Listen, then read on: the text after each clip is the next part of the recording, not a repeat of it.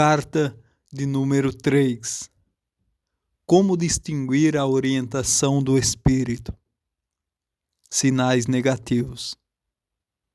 Amados irmãos, há 2 pontos sobre os quais desejo me fazer entender distintamente antes de entrar no assunto especial da minha presente carta. Primeiro, quanto à diferença entre ministério e adoração, uso aqui a palavra adoração em seu sentido mais amplo, de toda forma com que o homem se dirige a Deus, seja oração, confissão ou, falando mais apropriadamente, adoração, ação de graças e louvor. A diferença essencial entre adoração e ministério é que, em um, o homem fala a Deus, no outro, Deus fala aos homens por seus servos. Nosso único e suficiente direito para adorar é a superabundante graça de Deus que nos aproximou pelo sangue de Jesus, tão próximos a ponto de conhecê-lo e adorá-lo como nosso Pai, tão próximos que podemos ser reis e sacerdotes para Deus. Nisso, todos os santos são iguais. O mais fraco e o mais forte, o mais experiente e o mais jovem na fé, são todos iguais nisso. O servo mais talentoso de Cristo não tem maior direito de se aproximar de Deus do que o santo mais fraco entre aqueles a quem ele ministra. Supor o contrário seria fazer o que tem sido tão amplamente feito em toda a cristandade, a saber, instituir uma ordem de sacerdotes entre a Igreja de Deus. Nós temos um grande sumo sacerdote. O único sacerdócio, além do seu, que existe no momento, é aquele que todos os santos compartilham e que todos compartilham igualmente. Eu não poderia supor, portanto, que em uma assembleia de cristãos a indicação de hinos, oração, ação de graças e louvor, a expressão destes, quero dizer, deve ser confinada àqueles que são qualificados por Deus para ensinar, exortar ou pregar o Evangelho. Deus, o Espírito Santo, pode usar outros santos para indicar um hino que realmente expressa a adoração atual do coração daqueles que estão reunidos.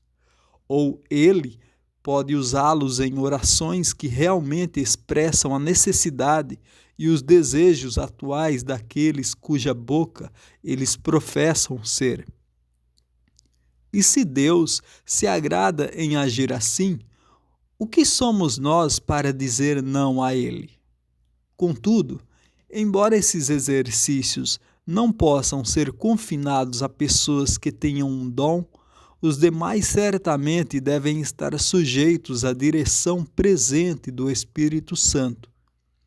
E todos eles estão dentro do alcance daqueles princípios estabelecidos em 1 Coríntios 14, de modo que tudo deve ser feito em ordem e para a edificação. O ministério, isto é, o ministério da palavra, ministério no qual Deus fala por seus servos aos homens, é o resultado de um depósito especial no indivíduo de um dom ou dons, de cujo uso ele é responsável perante Cristo. Nosso direito à adoração é aquele no qual somos todos iguais. A responsabilidade de ministrar flui daquilo em que nos diferenciamos, de modo que, tendo diferentes dons, segundo a graça que nos é dada, Romanos 12, versículo 6. Essa passagem por si só estabelece a diferença a que me refiro entre ministério e adoração. O outro ponto é quanto à liberdade de ministério. A verdadeira ideia bíblica de liberdade de ministério não inclui apenas a liberdade para o exercício dos dons, mas também para o desenvolvimento deles. Isso implica que nos reunimos no reconhecimento da presença e supremacia do Espírito, a ponto de não apresentar nenhum obstáculo à sua ação por quem ele quiser. E é bastante claro que, no desenvolvimento inicial do dom, ele deve agir por aqueles que não foram usados por ele anteriormente. Qualquer princípio que interferisse nisso, ao que me parece, seria igualmente subversivo dos privilégios da Igreja e dos direitos do Espírito Santo. Mas então, deve ser óbvio que, se os santos se reúnem assim, em terreno que deixa espaço para o Espírito Santo, levará um hino por um, oração por outro, ou palavra de exortação ou doutrina por um terceiro, e se deve ser deixado espaço para o Espírito desenvolver, bem como usar dons para a edificação do corpo. Isso não pode ser feito sem dar oportunidade para que a promoção própria e a autossuficiência hajam sem qualquer direção do Espírito. Daí a importância de saber distinguir entre o que é da carne e o que é do Espírito. Eu rejeito muito o uso banal de termos como ministério na carne e ministério no Espírito. E, no entanto, há uma verdade muito importante incorporada nessas expressões, usada com sobriedade. Em cada cristão, há duas fontes de pensamento: sentimento, motivo, palavra e ação. E estas, na Escritura, são denominadas a carne e o Espírito. A parte que tomamos nas assembleias dos santos pode fluir de uma dessas fontes ou da outra. É muito importante distinguir corretamente entre elas. É muito importante que aqueles que tomam parte nas reuniões, seja de forma regular ou ocasional, julguem a si mesmos quanto a isso. É importante para todos os santos, visto que somos exortados a provar os Espíritos, e sobre a Assembleia deve recair finalmente a responsabilidade de reconhecer o que é de Deus e de desencorajar e desaprovar o que procede de qualquer outra fonte. Gostaria de chamar a sua atenção para algum dos grandes e principais marcos, pelos quais podemos distinguir a direção do Espírito das falsificações e pretensões carnais. E primeiro gostaria de mencionar várias coisas que não são uma autorização para nossa participação na conduta das reuniões dos santos. A mera circunstância de haver liberdade para agir não é autorização para agir.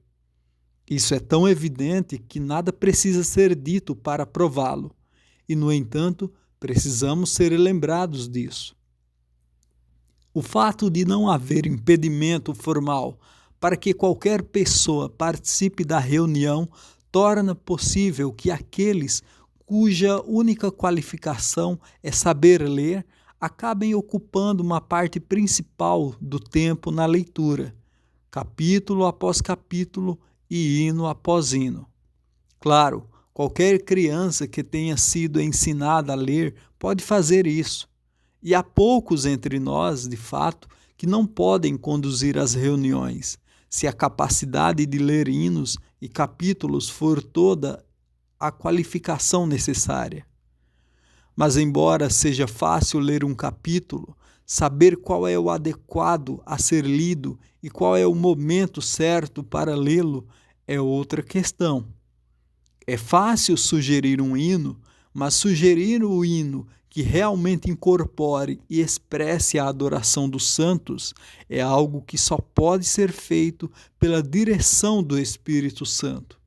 Confesso a vocês, meus irmãos, quando há algum tempo atrás, não ultimamente, graças a Deus, tivemos 5 ou 6 capítulos lidos e tantos hinos cantados ao redor da mesa do Senhor, e talvez não mais do que uma oração ou agradecimento, ocorreu-me se nos encontramos para melhorar a nós mesmos na leitura e no canto ou para lembrar a morte do Senhor. Eu, sinceramente, bendigo a Deus por ter havido melhorias a esse respeito há meses. Ainda assim, pode ser bom para nós ter em mente que, embora haja liberdade para participar das reuniões, a existência de uma oportunidade de participar não é autorização para fazê-lo. O fato de ninguém estar fazendo algo naquele momento não é autorização suficiente para tomar parte na reunião. Não devemos desprezar o silêncio em si mesmo. Isso pode se tornar um mero ritual como qualquer outro. Mas o silêncio é melhor do que aquilo que é dito ou feito apenas para quebrar o silêncio. Eu bem sei o que é pensar em muitas das pessoas presentes que não estão em comunhão, talvez não crentes, e sentir-se desconfortável com o silêncio por causa delas. Onde isso comumente ou frequentemente ocorre, pode ser um chamamento de Deus para um tipo totalmente diferente de reunião, mas nunca pode autorizar alguém a falar, orar ou dar um hino, pelo simples fato de algo estar sendo feito. Novamente, o estado e as experiências individuais não são guias certos quanto a qualquer parte que possamos tomar nas reuniões dos santos. Um hino pode ter sido muito doce para minha própria alma, ou posso ter estado presente onde ele foi cantado com grande desfrute da presença do Senhor. Não devo concluir disso que é meu lugar sugerir o hino na próxima reunião em que eu participar. Pode não haver adequação desse hino ao verdadeiro estado da Assembleia. Pode não ser a mente do Espírito que um hino seja cantado. Está alguém entre vós aflito? Ore. Está alguém contente? Cante louvores. Tiago 5, versículo 13. O hino deve expressar o que os reunidos sentem, ou não haverá sinceridade em se juntarem para cantá-lo. E quem, senão aquele que conhece o verdadeiro estado da Assembleia, pode guiar a um hino expressando esse estado? Em seguida, quanto à oração, quando se ora na Assembleia, o irmão é como veículo para a expressão das necessidades e pedidos da Assembleia. Posso ter meus próprios fardos para lançar sobre o Senhor em oração, mas seria muito impróprio para mim falar isso na Assembleia. O único efeito, provavelmente, seria arrastar todos os meus irmãos para o mesmo nível que me encontro. Por outro lado, minha própria alma pode estar completamente feliz com o Senhor. Se esse não for o estado da Assembleia como tal, é somente quando me identifico com o verdadeiro estado da Assembleia que serei capaz de expressar seus pedidos diante de Deus. Ou seja, se eu for levado pelo Espírito a orar na Assembleia, isso não será como se estivesse em meu quarto, onde ninguém está presente a não ser o Senhor e eu mesmo, onde minhas próprias necessidades e meus próprios regozijos formam apropriadamente os assuntos de minhas orações e ações de graças. Mas eu serei capacitado para oferecer tais orações e fazer tais confissões e apresentar tais ações de graças, como são adequadas ao verdadeiro estado daqueles cuja boca eu me torno, ao assim me dirigir a Deus. Não pode haver um erro tão grande do que supor que o eu e o que se relaciona ao eu deve ser o nosso guia na condução das reuniões dos santos. Uma parte da Escritura pode ter interessado muito minha própria alma, e ela pode ter sido de proveito para mim. Isso não quer dizer que eu deva lê-la à mesa do Senhor ou em outras reuniões dos santos. Algum assunto em particular pode estar ocupando muito minha própria atenção. E pode ser bom para minha própria alma que isso aconteça. Contudo, pode não ser o assunto para o qual Deus chamaria a atenção dos santos em geral. Observe, não estou negando que nós mesmos podemos ter estado especialmente ocupados e exercitados por assuntos que Deus gostaria que apresentássemos aos santos. Talvez isso seja frequentemente ou mesmo comum no caso dos servos de Deus. Mas o que eu afirmaria é que isso, por si só, não é direção suficiente para agir. Nós mesmos podemos ter necessidades que os santos geralmente não têm, e eles podem precisar do que não atenderia ao nosso próprio caso. Permita-me acrescentar que o Espírito nunca me levaria a sugerir hinos porque eles expressam minhas próprias visões. Pode haver pontos de interpretação sobre os quais os santos se reúnem, não concordam totalmente. Se num caso assim os hinos forem escolhidos por aqueles de opinião discordante, com o propósito de expressá-la, por bons e verdadeiros que os hinos possam ser, é impossível que os outros possam se juntar para cantá-los, sem que a discórdia, em vez da harmonia, seja produzida de imediato. Os hinos aos quais o Espírito de Deus nos conduz em adoração conjunta serão a expressão daquilo em que todos estão de acordo em unidade. Em todos os momentos, em especial na Assembleia, em todos os eventos, vamos nos esforçar para manter a unidade do Espírito no vínculo da paz. E lembremo-nos de que a maneira de fazer isso é andar com toda a humildade e mansidão, com longanimidade, suportando-nos uns aos outros em amor. Gostaria de lembrá-los que no canto, oração ou adoração de qualquer tipo, é a Assembleia que fala a Deus, seja qual for sua boca. Portanto, nunca pode ser verdadeira ou sincera além do estado da Assembleia, mas deve ser a expressão dela. É verdade que, bendito seja Deus, Ele pode, pelo Espírito, tocar uma nota mais alta, com a qual imediatamente todos os corações respondem em sintonia. E assim o tom da adoração unida se eleva. E isso Ele faz muitas vezes. Mas se a Assembleia não estiver em condições de responder imediatamente a tal tom de louvor, não pode haver nada mais doloroso do que um indivíduo continuar com tons elevados de ação de graças e adoração, quando todos os outros corações estão tristes e frios, vagantes e distraídos.